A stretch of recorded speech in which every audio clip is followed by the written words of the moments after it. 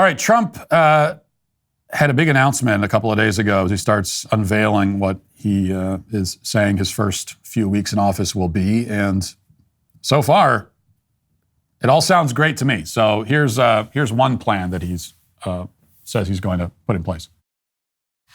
And one other thing I'll be doing very early in the administration is closing up the Department of Education in Washington, D.C., and sending all education and education work and needs back to the states. We want them to run the education of our children because they'll do a much better job of it. You can't do worse. We spend more money per pupil by 3 times than any other nation, and yet we're absolutely at the bottom.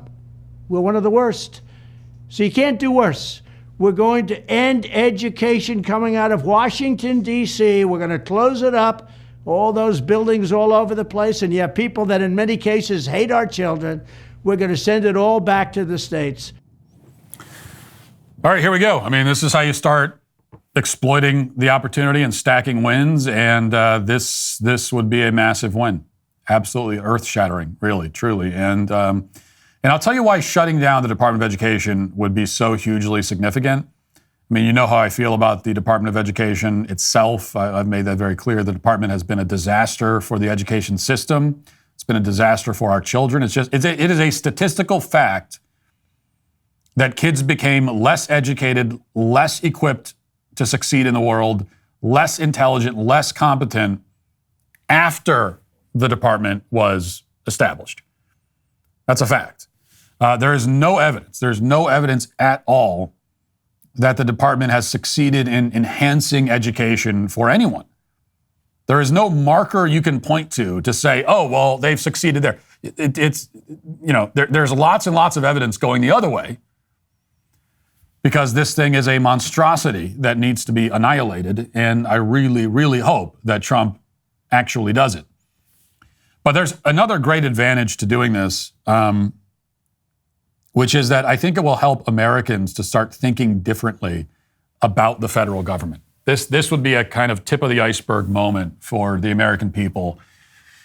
Because look, there's no question that if Trump actually does this, there will be panic at first in the public. I mean, that panic will obviously be intentionally drummed up by Democrats and by the media, but it will be drummed up successfully. And some people, probably a lot of people, will fall for it at first. And you've got to be ready for that. They're going to think about how the left reacted to Republicans saying that they don't want gay porn books in schools. And they called that a book ban, right? And they had some success with that narrative, some success. Well, take that times a million, okay, when you abolish the Department of Education. The way the left and the media is going to tell that story and explain what's happening. Obviously we know what they are going to say is that abolishing the Department of Education means that you're abolishing education. That education itself has been abolished by Donald Trump. That's what they're going to say. And some people will fall for that. They just will. And so there's going to be an outcry at first. And I would assume that I'm not saying anything that the Trump himself and that the upcoming Trump administration doesn't already know. But that's baked in. It's like, all right, you're going to do this thing and it's going to be a huge, I mean, you haven't seen anything like it in terms of the back. And Trump's seen a lot of backlash, but this is just, you're going after one of the most sacred of sacred cows for these people. And then the Department of Education itself is full of like hundreds of bureaucrats who you're going to take their job away. I'm glad you will. Don't get me wrong. Absolutely make them unemployed. I think that's fantastic. But they are not going to be happy. And some of these people are powerful. Some of them are well-connected. And so, yeah, it's going to be a whole thing. It's going to be a whole thing, all right? Just to put it in very specific terms, it's going to be a whole thing. Look, we all know how Christmas season goes these days. The stores put up their decorations in October. Corporations try to sell you on their version of holiday spirit. Before you know it, you're stressed out, overwhelmed, completely missing the actual point of the season. That's why I want to talk to you about something actually meaningful. Advent. It's the sacred time before Christmas. We're supposed to prepare our hearts through prayer and reflection. Let's be honest, though, between the shopping frenzies and social obligations, most of us are doing anything but that. That's exactly why I've partnered with Hallow for their Advent Pray 25 Challenge. I know what you're thinking, another app, another program, but this isn't about checking boxes or following some corporate wellness trend. This is about reclaiming what Advent is actually supposed to be about. They put together their best Advent program yet with daily guided prayer sessions, authentic Advent music, not the commercialized Christmas songs you'll hear at the mall in November, and content specifically designed to help you grow in your faith during this sacred season. Right now, you can join me and thousands of others who are choosing to take back Advent from the chaos of modern Christmas. Just go to hallow.com/Walsh to get started. That's HALLOW.com/Walsh. Let's actually prepare our hearts for Christmas this year instead of just our shopping carts. Here's the good news. There's going to be all this panic. Oh my gosh, he's abolishing it. And then everything will be fine. Then all of the panicked people will see that the department was abolished, and here it is a year later, and everything's fine. It's like they didn't even notice. If not for the media screaming about it, they wouldn't have even noticed. Nothing in their lives or in their kids' lives has changed at all. Nothing at the school has changed. Okay, they're going to be told that, well, if you shut down the Department of Education, it means that the schools are shutting down. And a year later, it's like, oh no, the schools are still open. Schools are fine. Everything's fine. Nothing's changed. Literally nothing has changed. You will not even notice.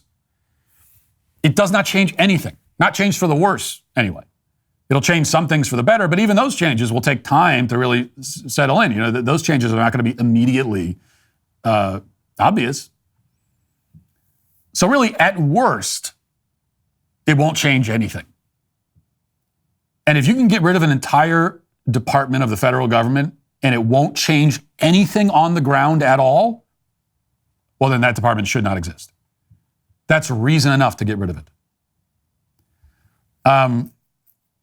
So that's what's going to happen. And I think, the left is going to keep screaming about it forever. But I think most voters, we got to be realistic. I mean, people are not stupid, but we have to be realistic, and we realize that there's a certain, portion of people who are susceptible to falling into these kind of mass panics. We've seen it time and time again, and this is going to be another one. But eventually you snap out of it, and they're going to snap out of it, and they're going to see that, well, wait a minute. Everything's fine. Like, it's fine. My kid's still going to school, and everything is all the same as it was before. Hasn't hurt us at all. And then maybe you start thinking, wow, well, if we didn't need the Department of Education in order to have a functioning education system, then what else don't we need? My gosh, can we have a clean environment without an environmental protection agency? Could that be possible? Can we have secure transportation without a Transportation Security Administration? And what exactly does the Department of Homeland Security do? Didn't we have a pretty secure homeland prior to its invention in the 21st century? Yes, there was 9/11, but did 9/11 happen because there wasn't a DHS? Is that the reason it happened? What does the ATF do that isn't already done by like a dozen other federal law enforcement agencies? And so on and so on. These are the questions that maybe people start seriously asking themselves when they see how utterly and totally expendable the Department of Education actually is. This is the dirty little secret that is not much of a secret to some of us about the federal government, is that so many of them, the job only exists for its own sake. It exists to be a job that someone is doing and getting paid to do. It exists to justify its own existence. And truly, you could go in and wipe out 50% of the federal government, cut them tomorrow, and it would not affect anything on the ground for the vast majority of people. That is the truth. And they know it. All these people know it. People that work in the federal government know it better than anybody.